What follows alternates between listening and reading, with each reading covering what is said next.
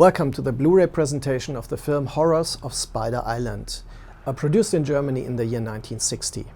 I'm a professor of film studies in Berlin, in Germany, and I was asked to give you a short introduction into this obscure, nonetheless very interesting German minor film classic, which was shot on location in Yugoslavia in 1959. This film is one of the very few examples of horror-related exploitation films at that time. Wolf C. Hartwig, the producer, was a specialist in producing exploitation and sexploitation films in German cinema, but as I said, it was a very rare example at that time.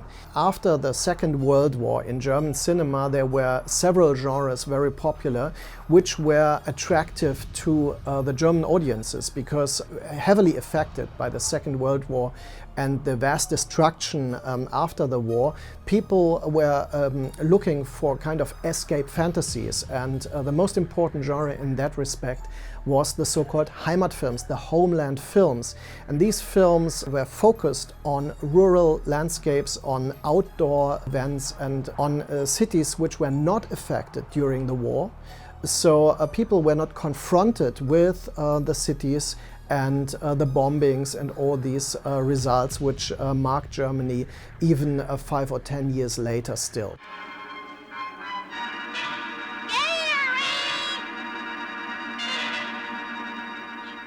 At that time, there was a search for the escape, for fantasy worlds which were not disturbing.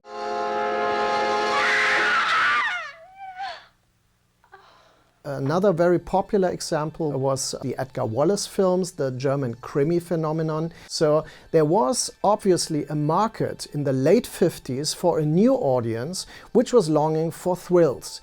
And in this market, Wolf C. Hartwig was clever enough to place two films especially. One is called, in America it's called The Head, Die Nackte und der Satan, The Naked and Satan in the German title.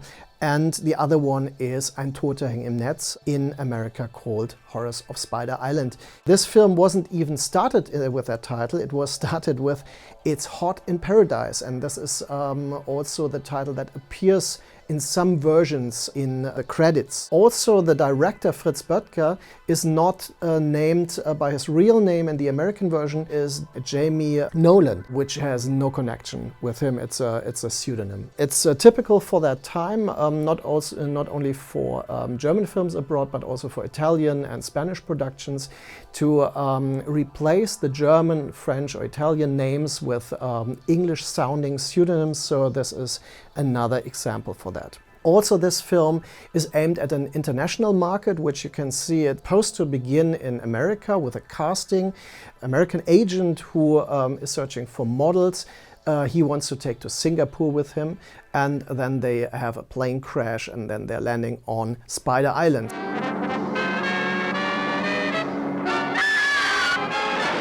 The director, Fritz Böttger, has only directed 3 films, and 2 of them in the beginning of the 50s. One is called Die Junggesellenfalle, The Unmarried Man Trap, and the second one is called Auf der grünen Wiese, On the Green Pastures, and one is a kind of a camp comedy, the other one is more related to the Heimatfilm phenomenon. So it was quite unusual for him that his third and final installment as a director is this horror film, Horus on Spider Island.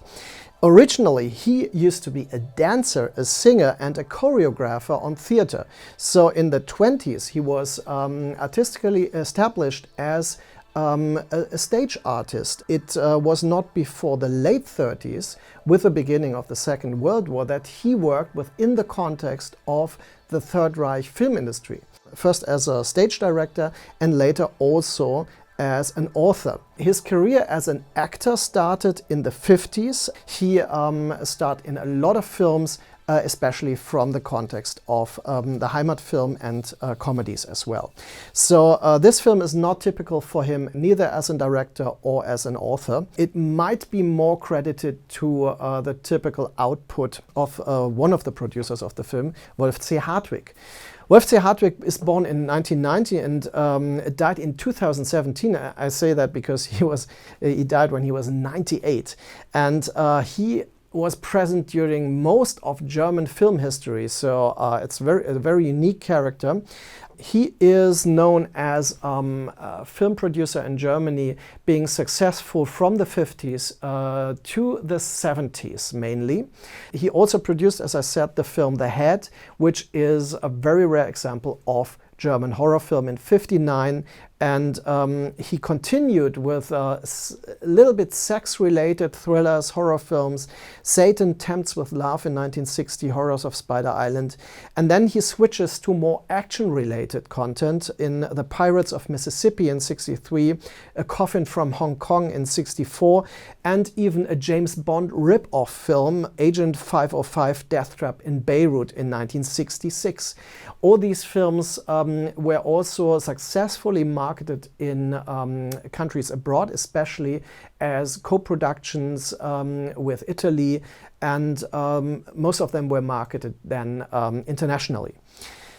His most successful film in later times, in 1970, is called Schoolgirl Report, Schulmädchenreport, and this launched a very long-lasting series of pseudo-educational sex films with simulated sex scenes, and especially simulated underage sex scenes. So some of these films today have a lot of trouble with German laws, because we have a very severe law with simulated underage sexuality in media. And so these films are kind of considered pseudo-pedophile or a hebephile phenomenon. But Schulmädchenreport, Schoolgirl Report in 1970 was so successful that this film was awarded the Golden Screen, the Goldene Leinwand, which is an award given to the most successful films in Germany. And this happened again in 1977, when Wolf C. Hartwig produced his most remarkable film till today, I suppose, Cross of Iron, the film by Sam Peckinpah, which was marketed as Steiner, das Eiserne Kreuz, in Germany. So these were very successful films and landmark films in German exploitation as well. Not really counting for Cross of Iron, but this film was considered a kind of war film, Western exploitation film when it came out in 1977 as well. There must be someone on this island. Really? A hammer with a long handle. It must be for the purpose of excavating some sort of metal. According to the strategy to use international actors in German films to get a marketing abroad, the main actor in this film was Alexander Darcy, a born Egypt actually, born in 1909, who made a career through several countries and many decades. So he started in the silent film era, where he also appeared in the film The Garden of Allah in '27, and even in a film by Alfred Hitchcock called Champagne in 1928. Later he went to France. He made some films there, and in 1936 he switched to America. In America he was established as a minor actor, even in very large Hollywood productions, The Prisoner of Zenda, Stolen Holiday in '37. He later appeared in 1953 in a very famous supporting role with Marilyn Monroe in How to Marry a Millionaire. That's interesting because these were the films that he starred in before he went back to Europe, and then he had this main role in the film The Horrors of Spider Island. He is the guy organizing the traveling of the starlets after the plane crash. He's infected by this spider creature on the island, and he becomes a kind of a were-spider, a monster which haunts the other people, the other survivors then. He also starred at one point as Dracula in Blood of Dracula's Castle in 1969. He returned eventually to America and starred in films by Roger Corman, for example, in St. Valentine's Day Massacre, or in Russ Meyer's film The 7 Minutes in 1971, and in Sam Fuller's very obscure German production, The Dead Pigeon on Beethoven Street in 1972, which was actually part of a German TV series called Tatort, Crime Scene, which is part of the German crimi phenomenon. Listen, Gary, I thought you were the boss, but you let Georgia select all the girls. I select all the girls. You? But you didn't say a word. Why should I? I have a little trick. When I keep my legs apart like so, it means I'm not interested. When I cross them like this, then it's okay. This guy, Darcy, is the main actor in the film, and he was probably the main star, which might be an argument for the distribution in America as well at that time. This is Babs. Her legs are worth their weight in gold. I will mention two more actors which are very interesting for German film history at that time. So some of you might not be familiar with them, but you can watch out for especially Barbara Valentin. She is cast here as Babs, which is a short form of Barbara, obviously. And she lived from 1940 only to 2002 and died of a stroke. So she's an Austrian sex star. She played in a lot of sex-related films in the 60s, not explicit films, but in the 70s, she managed to become part of Rainer Werner Fassbinder's family of film creatives. So she stars in a lot of supporting roles in films by Rainer Werner Fassbinder. And you will see her, for example, as a bartender in Ali, Fear Eats the Soul, or in Lili Marleen or Effie Briest. So watch out for Barbara Valentin. You will recognize her. She is the gorgeous blonde in the film Horus of Spider Island. Don't tell me you're serious, fella. You haven't fallen for that little broad by any chance. Well, good luck then. Rena Brandt, he plays Robbie in the film, a more adventurous guy. Reina Brand is a German actor, but in Germany he is mainly known as a director, author, and a speaker of dubbing versions, of German versions of international films.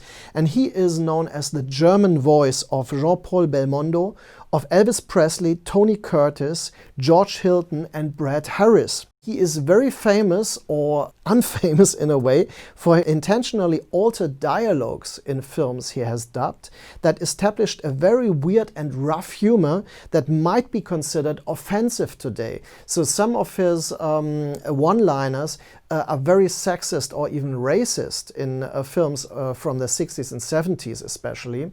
And they gained a kind of cult status in today's times of political correctness, but you would never hear a dubbing like Rainer Brandt's dubbing, his trademark dubbings, in a serious film today. He even changed the image and he of the people he dubbed and he wrote for. So most German audiences will have a certain idea of the humor connected with Belmondo because they know a certain kind of dubbing connected with Belmondo, but it's not really equal to the humor from the French originals.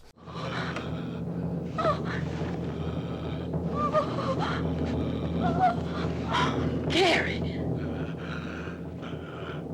So this is quite remarkable in the theme of the Horrors of Spider Island. The film itself has a very dense atmosphere. It is very minimalistic and very focused on certain very few locations, things going on in the dark, which you not really see. The special effects are quite cheesy, as you will see, especially the creature effects. But as soon as the main protagonist is infected and he transforms, this has some quite unsettling moments, if you like. Even the showdown in the swamp is quite interesting in that respect. So what you will see is a quite unique film from German history. It was followed by even few examples like The Pit and the Pendulum by Harald Reinl, a Poe adaptation from the 60s, or Adrian Hofen has done films like The Mark of the Devil, films like that. But there were not a lot of German horror films at that time, especially not in 1960. And besides the Gothic-oriented Edgar Wallace films, Horrors of Spider Island is a quite unique film. Enjoy.